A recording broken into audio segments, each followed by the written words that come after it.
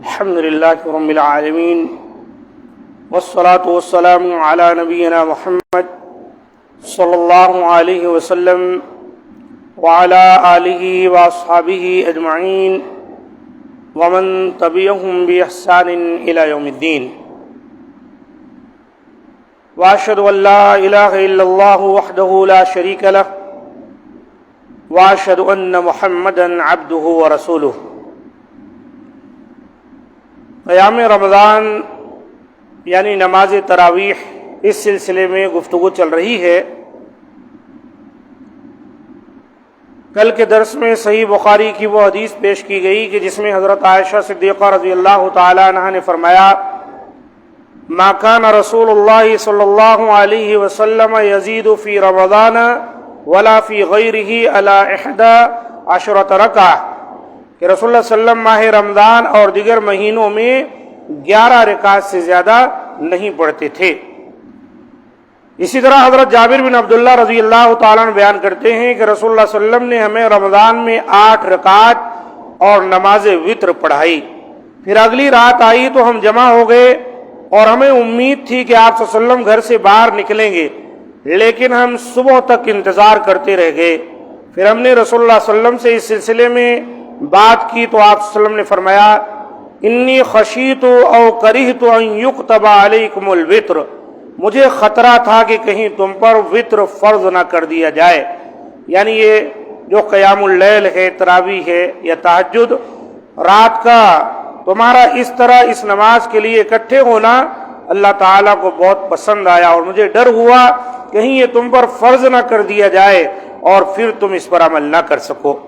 یہ حدیث صحیح ابن خزیمہ، ابن حبان، ابو یعلا کی ہے اور اس کی سند حسن ہے، جیسا کہ شیخ البانی رحمۃ اللہ علیہ نے صحیح ابن خزیمہ کی تخریج میں اس کا ذکر کیا ہے۔ اور تیسری دلیل امام مالک نے الصائب بن یزید رضی اللہ تعالیٰ عنہ سے روایت کیا ہے کہ حضرت عمر رضی اللہ تعالیٰ عنہ نے ابی بن کعب رضی اللہ تعالیٰ عنہ اور تمیم الداری رضی اللہ تعالیٰ عنہ کو 11 رکعات پڑھانے کا حکم دیا۔ المعطا باب ما جاء فی قیام رمضان، جلد 1 صفحہ 73، ابن ابی شیبہ جلد 2 صفحہ 391۔ اس حدیث میں غور کیجئے، معطا امام مالک کی حدیث ہے کہ نبی صلی اللہ علیہ وسلم کے زمانے میں بھی جو عمل تھا وہی عمل حضرت عمر فاروق رضی اللہ تعالیٰ عنہ کے زمانے میں بھی عمل میں آیا۔ کچھ لوگ کہتے ہیں کہ عمر فاروق رضی اللہ تعالیٰ عنہ نے 20 رکعت پر مدینہ والوں کو اکٹھا کر دیا 2 اماموں کے پیچھے اور اس پر اجماع ہو گیا۔ یہ غلط بات ہے۔ 20 کے سلسلے میں جن احادیث کو نبی صلی اللہ علیہ وسلم کی طرف منسوب کیا جاتا ہے وہ بھی ضعیف ہیں، اور جو عمر فاروق رضی اللہ تعالیٰ عنہ کی طرف منسوب کی جاتی ہیں روایتیں وہ بھی ضعیف ہیں۔ صحیح کیا ہے؟ صحیح وہی ہے جس کا ذکر پہلے کیا گیا کہ حضرت عمر فاروق رضی اللہ تعالیٰ عنہ نے جب نبی صلی اللہ علیہ وآلہ وسلم کے پیچھے 8 رکعت نماز پڑھی ہے تو بھلا کیسے ہو سکتا ہے کہ مدینہ منورہ میں مسجد نبوی میں وہ 20 رکعت پر لوگوں کو جمع کر دے؟ غلط بات ہے۔ معطا امام مالک کی یہ حدیث اس بات کی دلیل ہے کہ عمر فاروق رضی اللہ تعالیٰ نے 2 اماموں کو جو اکٹھا کیا نماز پڑھانے کے لیے تو وہ اسی 11 رکعت پر ہی اکٹھا کیا تھا۔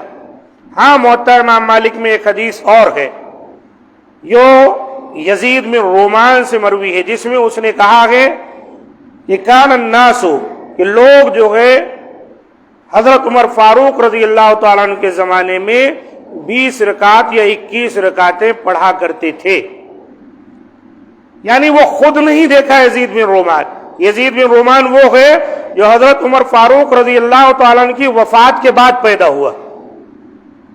جو شخص حضرت عمر فاروق کی وفات کے بعد پیدا ہو رہا ہے وہ یہ بات کیسے کہہ سکتا ہے کہ حضرت عمر فاروق کے دور میں لوگ 20-21 رکعت پڑھا کرتے تھے؟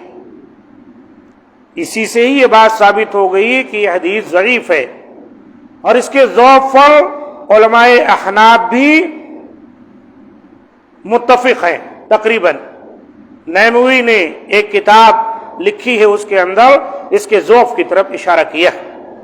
تو ان احادیث سے معلوم ہوا کہ رمضان اور دیگر مہینوں میں رسول اللہ صلی اللہ علیہ وسلم کی رات کی نماز 11 رکعت تھی، اور یہی 11 رکعت ہی آپ صلی اللہ علیہ وسلم نے رمضان میں صحابہ کرام رضی اللہ تعالیٰ عنہم کو بھی باجماعت پڑھائیں۔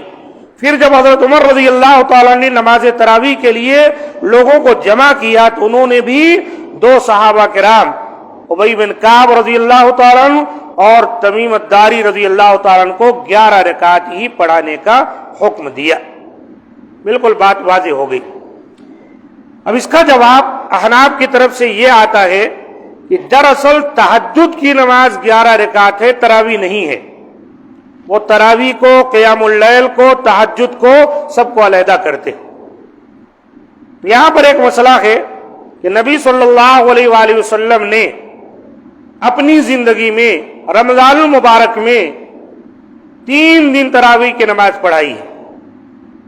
قیام اللیل کہہ لیں، تہجد کے 3 دن پڑھائی، ایک 23ویں کو، ایک 25ویں کو، ایک 27ویں کو، اور 27ویں کو جو نبی صلی اللہ علیہ وسلم نے یہ نماز پڑھائی ہے، عشاء کے بعد سے شروع کی ہے، تو صحابہ کرام کہتے ہیں کہ سحر کے تقریباً قریب آپ پڑھائیں کہ ہم لوگ سحر کے فوت ہو جانے کا خدشہ محسوس کرنے لگے، یعنی سحری کے۔ اب سوال یہ ہے جب اللہ کے رسول عشاء کے بعد سے لے کر سحری کے قریب یہ نماز پڑھاتے رہے تو پھر تہجد آپ کب پڑھے؟ آپ کہتے ہیں کہ اللہ کے رسول تہجد الگ پڑھتے تھے اور یہ نماز الگ ہے، تو اس دن تو اللہ کے رسول نے تراویح 11 رکعت ہی پڑھائی ہے اور تہجد تو آپ پڑھے ہی نہیں، تہجد کا وقت ہی نہیں تھا۔ اگر یہ ثابت ہو جائے کہ صحابہ کرام کو تو آپ نے 11 رکعتیں پڑھائی، یا آپ تہجد میں 11 رکعت پڑھے، صحابہ کو 20 رکعت پڑھائیں، تب تو آپ کہہ سکتے ہیں اللہ کے رسول نے ایک رات میں صحابہ کرام کو نماز پڑھائی۔ صحابہ کرام کہتے ہیں یہاں تک کہ ہم کو سحری کے ضائع ہو جانے کا خدشہ ہونے لگا، اتنے آخر تک نبی صلی اللہ علیہ وسلم نے یہ نماز پڑھائی، اور اس کے بعد آپ تہجد نہیں پڑھے۔ تو پتہ ہے چلا تہجد، قیام اللیل اور تراویح سب ایک ہی نماز ہے، الگ الگ نہیں ہے۔ ہاں اگر عشاء کے فوری بعد یہ نماز ادا کی جاتی ہے، اس کا نام تراویح آگے چل کر پڑ گیا، اس لیے کہ ہر 4 رکعت میں لوگ تھوڑی دیر کے لیے آرام کرتے تھے، ترویحہ یعنی استراحت کرتے تھے، اس سے جو ہے وہ راحت کی وجہ سے اس کا نام تراویح پڑ گیا۔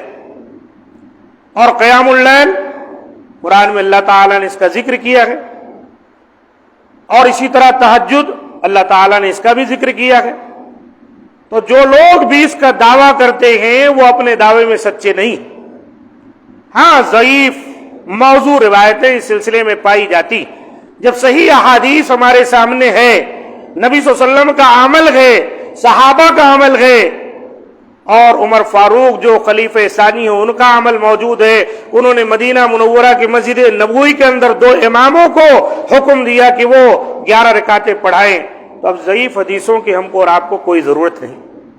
ایک بڑا مسئلہ پیش آ گیا، وہ یہ کہ ابھی تک حرمین شریفین میں 20 رکعت ہوا کرتی تھی۔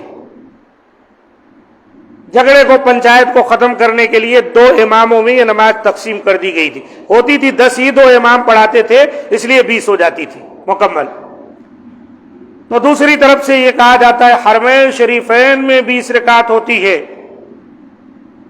لیکن اللہ کا کرنا ایسا ہوا کہ یہ سال سے حرمین شریفین میں بھی 10 رکعت شروع کر دی گئی، وہ 20 رکعت کا مسئلہ ہی ختم کر دیا گیا۔ اب شور مچایا جا رہا ہے، کبھی دیوبند سے خط لکھا جا رہا ہے، کبھی بریلوی شریف سے خط جا رہا ہے، وہاں کے حکمراں جو ہے ان کے نام پر، یہ آپ نے کون سی بدعت تیار کر دی۔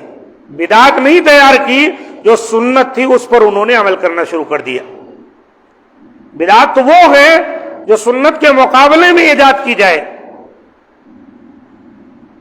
تو اس لیے 11 رکعت پڑھنا یہی سنت ہے، 8 رکعت وتر ہے، 8 رکعت، بلکہ یہ پوری 11 رکعت وتری کہلاتی ہے، لیکن 2 رکعت کر کے 10 رکعت تک یہ آپ تہجد یا تراویح یا قیام اللیل کہہ لیں گے، 1 رکعت وتر ہوگی۔ کچھ روایتوں میں جیسے کہ میں نے ذکر کیا پچھلے درس میں کہ 13 کا ذکر ہے، تو اس کے اندر نبی صلی اللہ علیہ وسلم کی 2 رکعت فجر کی سنتیں شامل کر لی گئی۔ اور بھی اس سلسلے میں کچھ باتیں انشاءاللہ اگلے درس میں آپ کے سامنے بیان کی جائیں گی۔ اس سے یہ بات بالکل واضح ہوتی ہے کہ 20 رکعت کا تصور صحیح احادیث سے نہیں پایا جاتا، ضعیف اور موضوع روایتیں ہیں، صحیح احادیث 11 رکعت ہی پر ہمیں ملتی ہیں۔ اللہ تعالی ہم تمام کو انہی باتوں پر عمل کی توفیق دے۔ ھذا ما عندی، سبحان ربک رب العزۃ عما یصفون وسلام علی المرسلین والحمد للہ رب العالمین۔